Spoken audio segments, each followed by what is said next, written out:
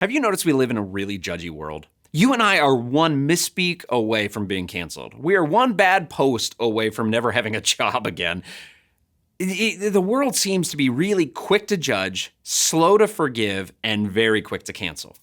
But the problem with this is we're broken. We're humans. We make tons of mistakes, and we live in a broken, sinful world. We're gonna keep making mistakes, and yet the world is quick to just cancel us. But this is completely different by God's standards. See, God's economy is quick to grace, quick to forgive. So there is no better evidence of this than the Apostle Paul. Paul, who we discover in the Bible, he wrote many of the books of the New Testament. He spread the gospel of Jesus Christ all over the known world, and he would end up giving his life for Jesus. And yet, when we first meet Paul, he is a murderer.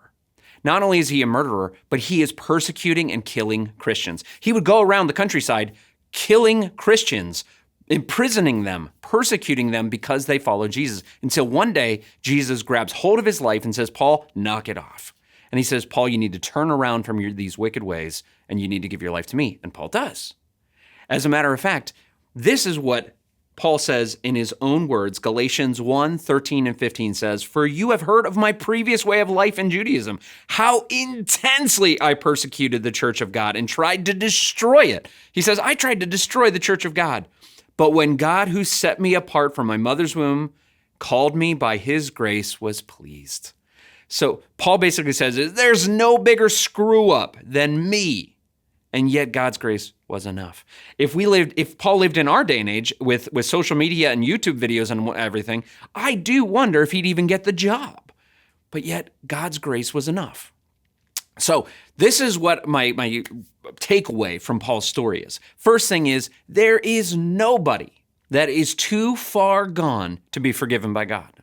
Second thing, there is nobody too far gone to be used by God in mighty ways.